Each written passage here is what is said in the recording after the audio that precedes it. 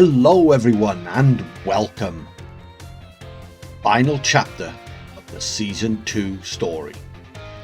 The last match of an incredible season. Philadelphia Polytoads versus the San Diego Skeledirge. This season's surprise package versus the reigning champion. Two great stories that have one last chance at a happy ending. One last chance to write their names into the history books. But how did we get here? Let's go back, take a look. They couldn't have had more different week 1 opponents. Of course, no one could have known week 1 how things were going to play out, but the Polytoads faced off against the Prismatic Ice Shards, the team that went on to get the #1 seed, while the Dirge faced the Archeops, that unfortunately finished bottom of the league without a win. The Polytoads lost, but they pushed the future #1 seeds all the way in a 2-1 defeat, while the Dirge decimated the newcomer Archeops 2-0. Week 2, and things didn't get any easier for the Polytoads, as they faced off against the Appleton and their crazy 2-2-2 squad, while the Dirge got a free win versus Tommy's throwing arm. Week 3 was more of the same.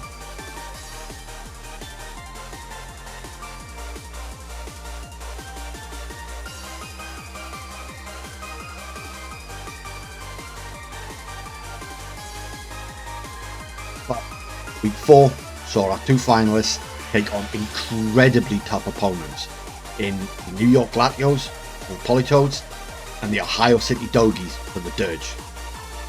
Polytoads lost again. The Dirge won again, handing the league's newest threat their first loss of the season. This was arguably the turning point of the season though. Week 5 gave the Polytoads that all-important first win versus the Archeops, whereas the Dirge faced an old enemy in the Latios and suffered their first defeat. Week 6, and it seemed like the Polytoads had lost all momentum by getting Tommy Haxed. And the Dirge lost an incredibly close battle with the unbeaten Ice Shards. We approached the crunch time of the season, our heroes were faltering. Polytoads never really got started. The Dirge had lost all momentum with 2 defeats on the bounce. Something clicked though, and the Polytoads bounced back with a victory over the always game Breloons, while the Dirge put the upstart slice spamming Appleton in their place.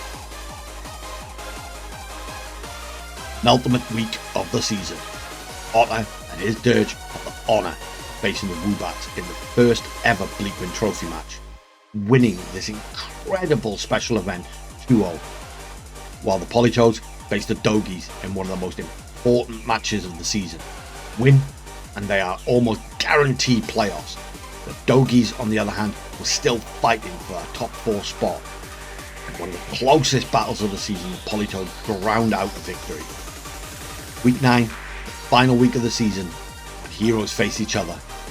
No one could have predicted this would be a preview of the finals though. Playoff brackets were pretty much set, and it really didn't look likely. However, the Polytoads shocked the league, defeating the reigning champions 2-1, with them a ton of momentum heading into possibly the toughest playoff match anyone could have gotten. First round of the playoffs came, and while the Dirge dominated an overmatched Woobat side, the Polytoads faced off against the #1 seed, almost undefeated, Prismatic Ice Shards, won a crazy close battle 2-1. Last week we saw 2 of the biggest battles of the season, as the Polytoads repeated their week 8 victory over the Dogies. The Dirge were once again gifted a win by the Articunos.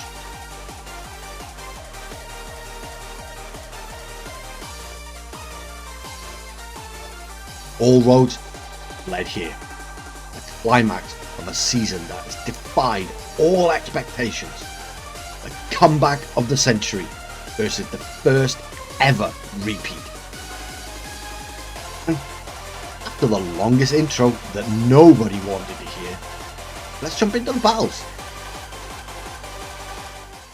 Okay, let's have a quick look at the teams. Otter has placed a dancing otter over half of the screen. Little bit difficult to see Chris's squad. I'm assuming it's basically the same 6 that Chris has always brought. So, yeah, team preview is going to be a little bit difficult to analyse. On Otter's side, you've got to bring that 4 of Roaring Moon, Zapdos, Sylveon, Heatran. It's been his bread and butter. In the case of Sylveon, Moon and Heatran, the entire season. Zapdos came in a little bit later, but still been such a strong piece for him for the majority of the season. Then we have Rotom, which he's made incredible use of. He's run screens, he's run nasty plot. It's just such a great versatile Pokemon. And he's also brought the Mamoswine, which makes a lot of sense when 3 of Chris's strongest mons in Iron Hands, Goldengo, Chi-Yu are weak to ground.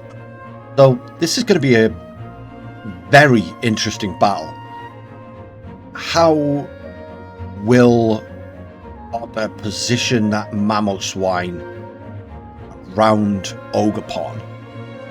And how will Chris handle the offensive pressure that Zapdos and Mamoswine can put onto his team? So let's not spend too much time on team preview. Let's get right into the battles. And let's hope this silly dancing otter isn't there when the battles happen.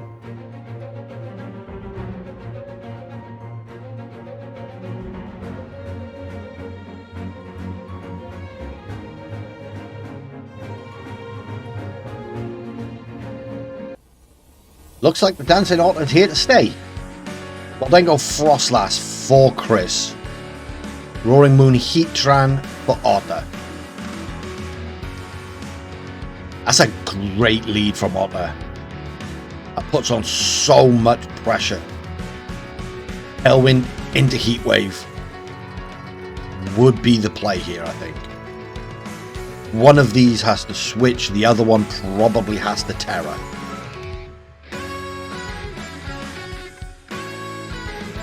Unless there's a Tailwind.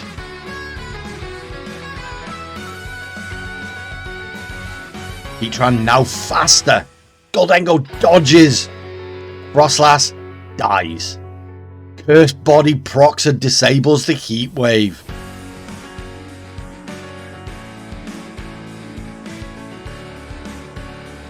Thunderbolt. Not the play. But gets the para. I'm really surprised at no swap, no terror from Chris there. Here comes Iron Hands. Fake out pressure, plus fighting. Goldengo now does switch. In comes Chi-Yu.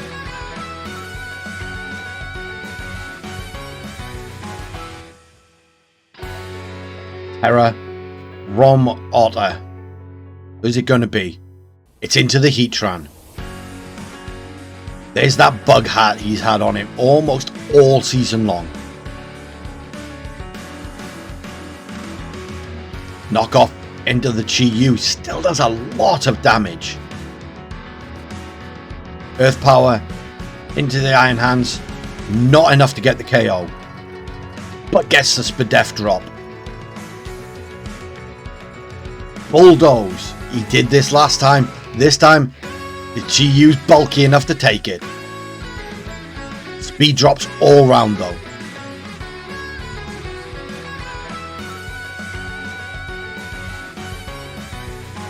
probably not going to be enough to make that Chi-Yu outspeed. But it protects. Breaking swipe from the Roaring Moon. Want to drop that Iron Hands attack. Would have taken out the Chi-Yu as well had it not protected. Earth Power gets rid of the Iron Hands.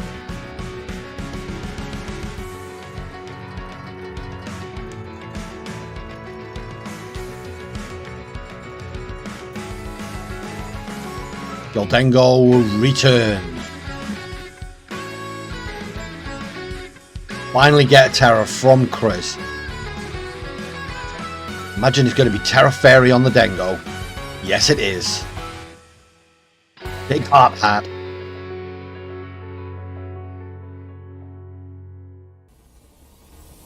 Roaring Moon gets fully parried. Flash Cannon. Predicting the Terra.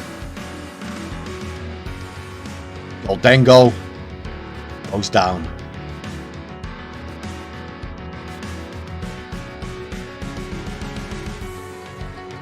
Heatwave from Chi-Yu. Flash Fire.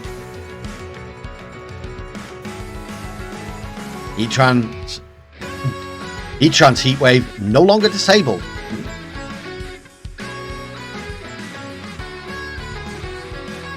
Oh, that Heatwave doesn't quite get rid of the Roaring Moon. Hellwind, reset, Earth Power, finishes the job. Game 1 goes to Otter.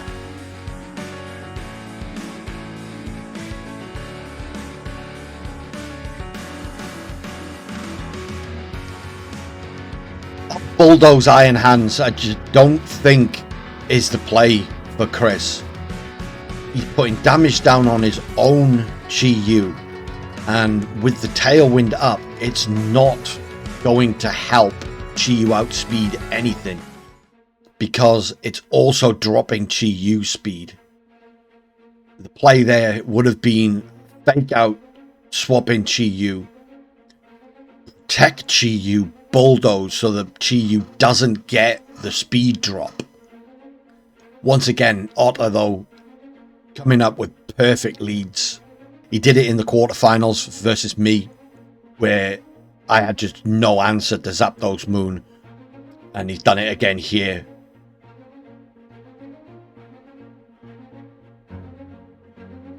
Now Chris needs to find an answer to Moon Heatran. Can he do it in game 2? Iron Hands Ogerpon on the lead. Roaring Moon Heatran. But we do see the same from Otter. A complete change up from Chris. Immediate terror from Chris. Into the into the Ogerpon. Getting that nice Spadef boost. Plus the extra boost on the Ivy Cudgel.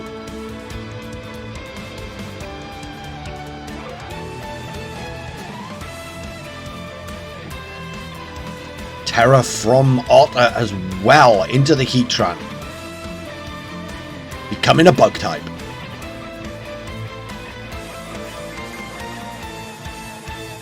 Take out into the Roaring Moon. Stop that Tailwind. Ivy Cudgel, is it going to be enough? It went into the Heatran. A critical hit. Takes out the Heatran. Game 1 menace is gone. But now he has to deal with a Sylveon. Iron Hand switches out. Into Chi-Yu. Reducing the Spadef of his own Ogerpon after it's got that boost. I'm not too sure about that. Especially when there's a fairy type Hyper Voice also incoming. Ivy Cudgel though. Into the Sylveon. Is it going to be enough? Another crit and another one shot. Ooh, that was a gamble. But a gamble that paid off. Zapdos hits the field. That was a -1. Ivy Cudgel as well. Ogerpon switches out, resetting that stat drop. In comes Iron Hands once again. Breaking Swipe. Oh, that did a lot of damage to Chi-Yu. Brave Bird into the Chi-Yu, finishes it off.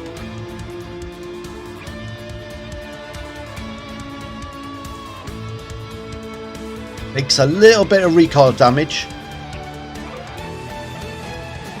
Now we have a Goldengo. No Terra available, but that Dazzling Gleam is still going to hurt.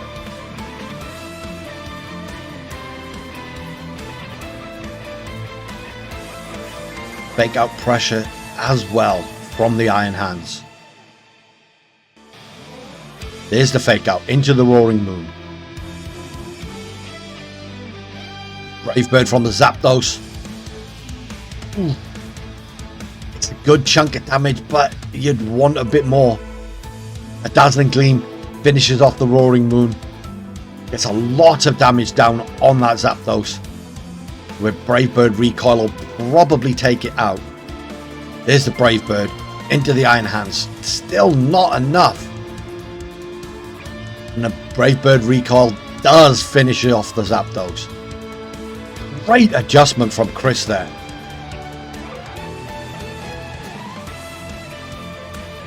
Now it's over to Otter. Otter, just like every great story, it has to go to a nail-biting conclusion. A deciding Game 3 in the deciding match at the conclusion of an incredible season. One final game for all the marbles. One final game to write your name in the history books. Will it be the epic comeback story, or will it be the incredible title retention? This is it.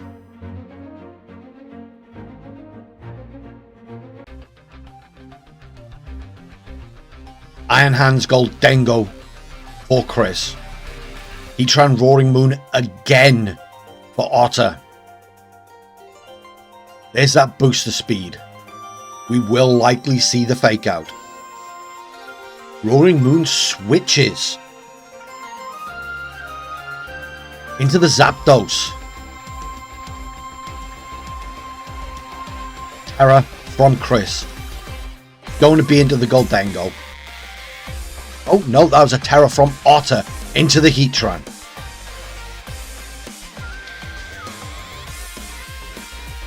Bug type once again. Fake out goes into the Zapdos. Heat Wave almost one-shots the Goldengo. Dazzling Gleam in return. Ooh, almost takes out the Zapdos on the switch. That's a good chunk of damage to that Heatran too. Goldengo switches out. Into the Chi-Yu. Beta Ruin's going to nullify that Assault Vest. Ooh, we get a Terra onto the Iron Hands. Fairy Terra Iron Hands.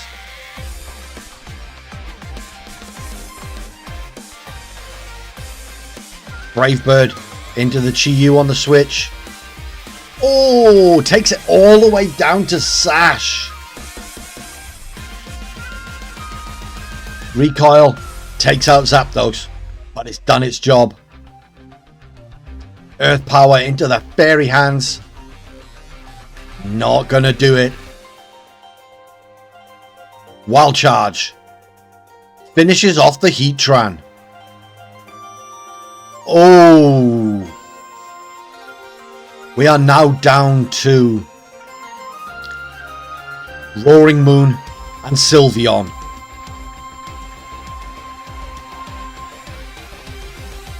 Dynamic duo that started it all for Otter now has to finish it.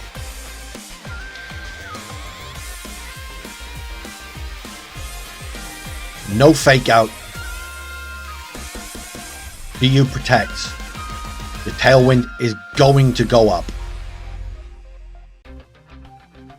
We now have the super speedy kick-ass Eevee back. A voice.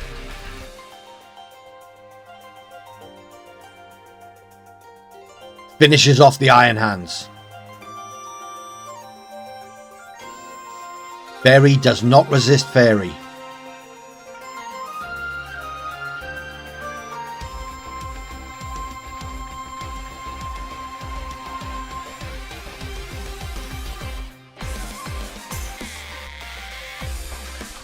Ogerpon hits the field.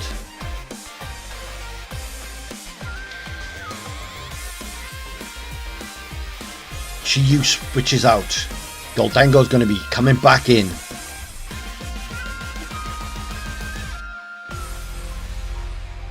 Acrobatics. Oh, almost one-shots the Ogerpon. Hyper Voice finishes off both. And the duo that started it all has finished it all. Roaring Moon Sylveon with a lead in Otter's first match of the season. And they are the cleanup crew in the final match of the season. What an incredible final. Very, very fitting game to end the season. So close. After that game 1, I was worried it was going to be a whitewash.